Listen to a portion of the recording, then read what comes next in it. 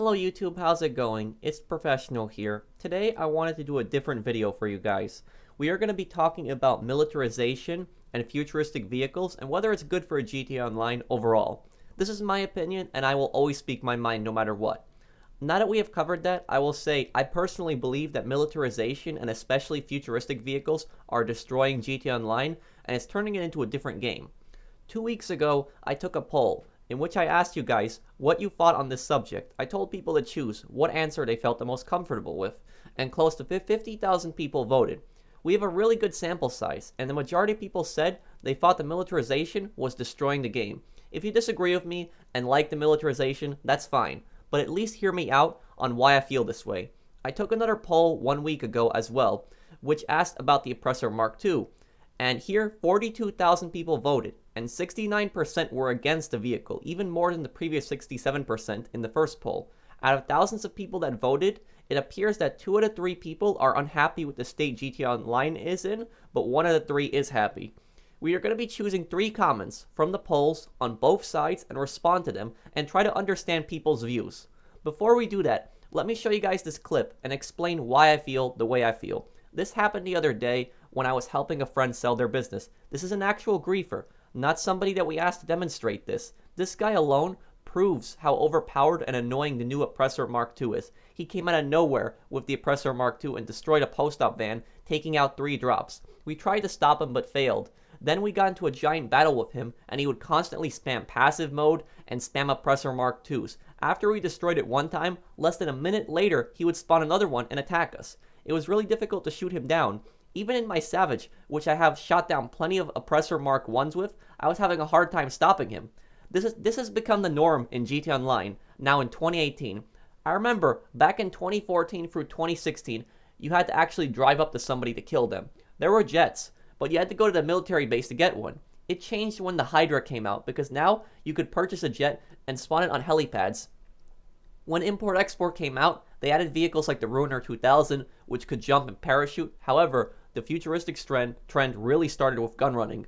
The Oppressor was the single vehicle that changed GTA Online the most. The reason is because we have gotten plenty of weaponized vehicles in the past, but at least they were based on real vehicles. Nothing like this thing exists in real life. It's completely fictional. People have asked for a military update for so long, and I don't blame them. I even wanted a military update.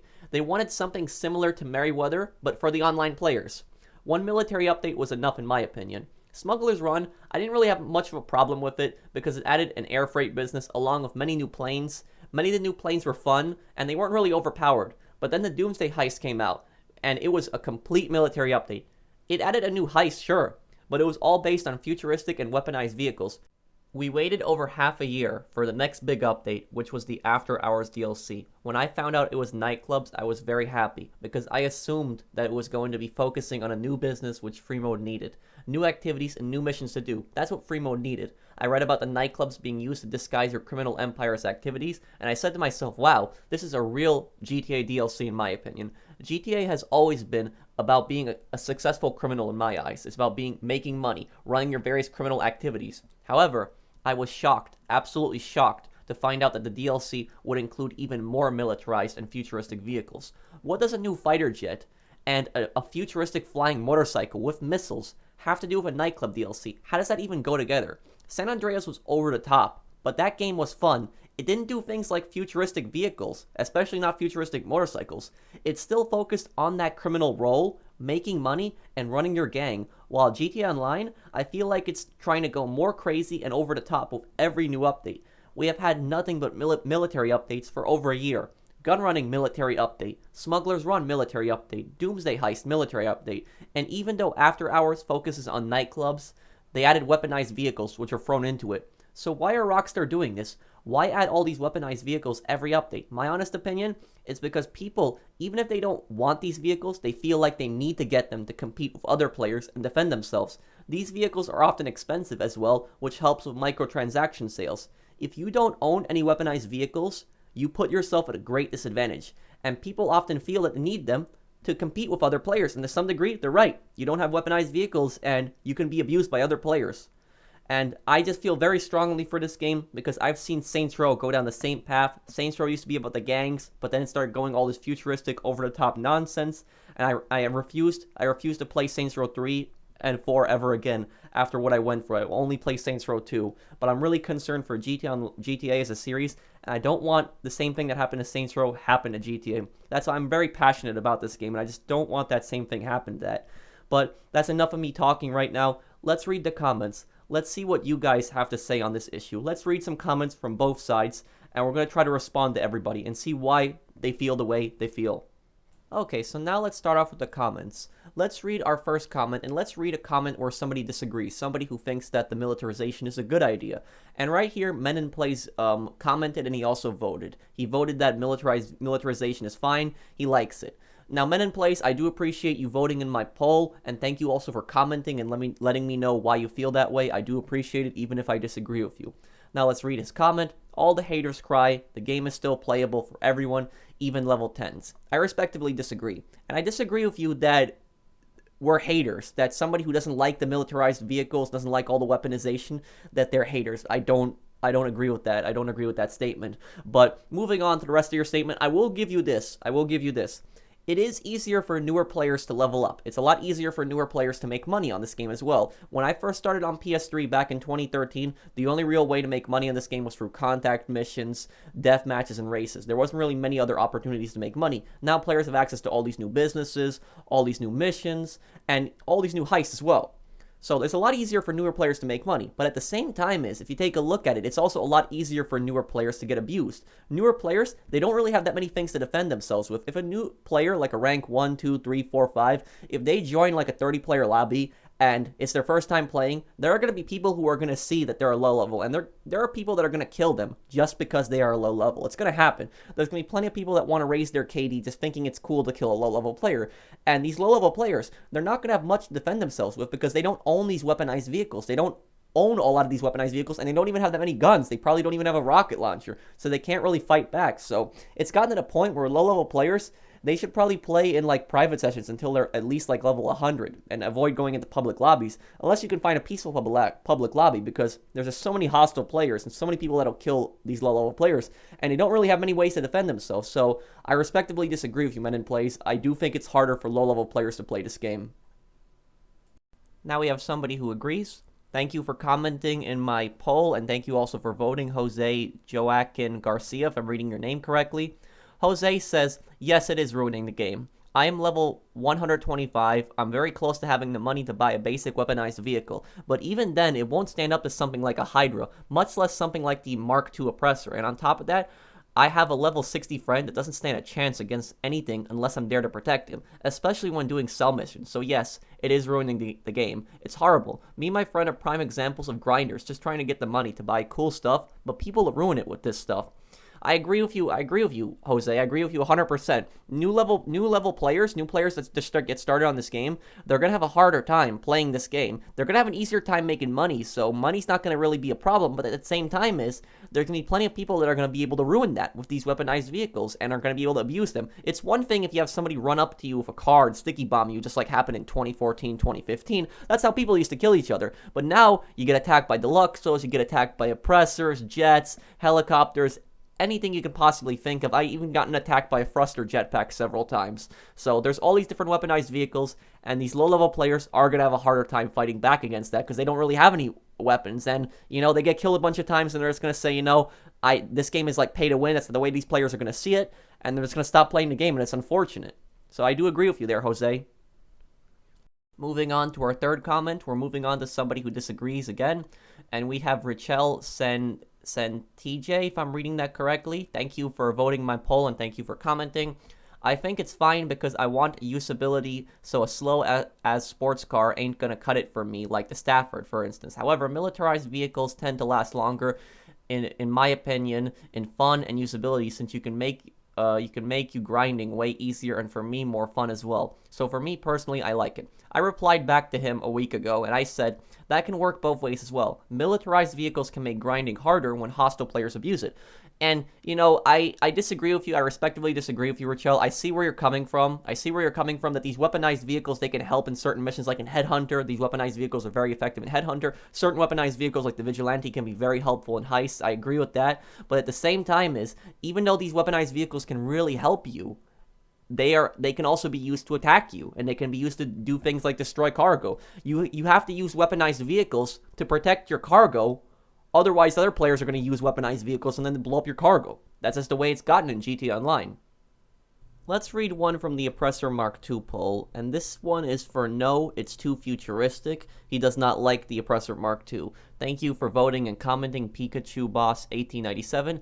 Pikachu Boss 1897 says, I feel like they are making two different time periods. The nightclub is a very old style, 1900s type of city life, or GTA life. GTA 5 is adding these old modern things, nightclubs, MCs, heists, and other things. But they also are adding a new atmosphere of CEOs to Doomsday, to flying cars, and ultimately flying bikes. They have mixed two different atmospheres together, but in a way that leaves GTA 5 to be everything. Major things in online are big parts of everything. This leaves everyone to think how GTA 6 will be, because we kinda don't know. They have input a lot into GTA 5 that leaves very few options of where to go as in new content for GTA. People at Rockstar are creative, but I feel like they are going to follow Call of Duty, Black Ops 2, Black Ops 3, including Ghost and Advanced Warfare, had so much creativity and new features that it was interesting and entertaining, even though some games were disliked. But since Infinite Warfare and Black Ops 3, it's been adding a little to each game. Not much is happening, and every game is very similar. Unlike Black Ops 2 and Black Ops 3, where there are clear differences in multiplayer, Black Ops 4 and Black Ops 3 look kind of similar. I'm hoping Rockstar can pull through and make a very new and rich environment with non-repeating similarities for GTA 6, but it's kind of hard. If they keep going futuristic, then I don't if GTA 6 could be great. But if they could still pull through, if they stop being so futtery, if a lot more was added to the future side and to modern and the modern to old side of GTA 5, we could have two smaller games. Don't get me wrong, I love the content, but it isn't a good mix with the atmosphere we had a little while back before bunkers and facilities. I agree with you, Pikachu Boss. I personally think that they are adding too many futuristic things, and I think that it's kind of copying off of like other games. Like a lot of other games would keep going to this futuristic setting. You see it in shooters like Call of Duty. You saw Saints Row do it. So a lot of other games that have not been set in the past in previous titles are now going all futuristic, and Grand Theft Auto is starting to do it, and it's starting to worry me because I really don't like the atmosphere. The game was a lot different when you just said before bunkers and facilities. Gun running changed everything with the Oppressor. So that the game was forever changed when they added the Oppressor. Now it seems common that they're adding these futuristic vehicles in every update. Okay, so let's move on to someone who thinks that the Oppressor Mark II should be in the game. And I thank you for voting in this poll, and thank you also for commenting, Mitch Gordon. So Mitch here says, it should be in the game for non-griefers only. I know there is no way to control that, but I have one just for transport, and I've stopped so many Deluxos dead in their tracks. The Deluxo is the most annoying vehicle to play against, in my opinion, and this machine is the Deluxo killer. I know the Stromberg can also kill Deluxos, but you have to hope the Deluxo comes near you. With the Mark II, you go to them, pop chaff, lock on missile, and they're dead. Well, I responded to Mitch Gordon also 6 days ago, and I said, that's not really a good argument in my opinion, and I respectfully disagree with you, Mitch. The reason that I disagree is because you are arguing that in order to counter the Deluxo, a futuristic weaponized vehicle, we need another futuristic weaponized vehicle like the Oppressor Mark II in order to counter it. You see how this doesn't work? You need another weaponized vehicle to counter this weaponized vehicle because this weaponized vehicle is too powerful. That's not going to fix the problem. It's just going to make the problem worse because now you're adding an even more powerful vehicle. If the Oppressor Mark II is the Deluxo killer, and the Deluxo is already annoying and overpowered, what you're saying, then how is it going to work when we put the Oppressor Mark II in? That's going to be even more powerful and even more annoying. And you guys saw from the gameplay earlier what we were dealing with. That guy was just abusing passive mode, and he just kept spamming Oppressor Mark IIs going after us. And like you said here, Mitch, you said you just pop chaff, lock on missile, and they're dead. Well, what if I'm not attacking somebody? What if I'm just in a generic vehicle, I'm driving around, I'm even flying a helicopter, and then somebody does the speed glitch on the Oppressor Mark II, flies on over, locks onto me, and I'm dead, and I have no time to react. That can also happen. So the Oppressor Mark II can be a problem. I respectively disagree with you, Mitch. I see where you're coming from a little bit, but it shouldn't be where we need another weaponized vehicle to counter a current weaponized vehicle. The solution would be to have never added these vehicles in the first place. I have a better solution to this, Mitch, and if you're watching this video, please comment and tell me what you think of my idea. My idea would be to add a new rocket launcher to the game, an anti-air rocket launcher, and it could only lock on to air vehicles. That way it wouldn't really be abused by people on the ground. And that rocket launcher, it would basically have like Deluxo missiles. So it would be very accurate, hit almost any target you're aiming at, and it would be a better counter against the Deluxo and the Oppressor. It would be better than having to add another weaponized vehicles to counter that, because then we'd have to add another weaponized vehicle to counter the Oppressor Mark II, and you know how that would go. Moving on, let's read somebody's comment who thinks it is ruining the game. Thank you for voting in the poll, and thank you for commenting, Lampus Alex. I was playing the game for about 2 years on PS3 before getting it on PC. Back then, things were simpler. Every fight was almost a fair battle, since the newest player can grab a jet and have a go. However, things changed when militarization, and at first I believed it changed towards the right direction because it gave the game the complexity that it needed to stay alive throughout the years. But things got messed up quickly because with every update more and more complex things came, and some were just pure power creep upon other vehicles, and others were a fancy way of milking more content. Sooner or later, those vehicles were essential for survival in free roam. But that isn't the point that makes militarization bad. It is the fact that feeling of playing GTA, for being an old school gangster or a criminal mastermind or even an upcoming businessman, became absent, and the game started looking like more like a war zone rather than a city with many hidden secrets and deeply detailed personalities. The last point of militarization being the ruin of GTA is the price of everything, but in my personal humble opinion, this is far less of a problem than those stated above. Anyway, I hope my comment makes sense and there aren't bits lost in translation since I'm not from an English-speaking country. Thank you to the professional for making about everything for everyone, and not only helping new people get their grip in the game, but also help veteran players find motivation and aspiration to not give up. Thank you for voting, Lampus Alex. Thank you for commenting. I do understand everything. Don't worry about the translation. I agree with you 100%. This comment I agree with the most out of all of them. This militarization, all these futuristic vehicles have changed the landscape of GTA Online.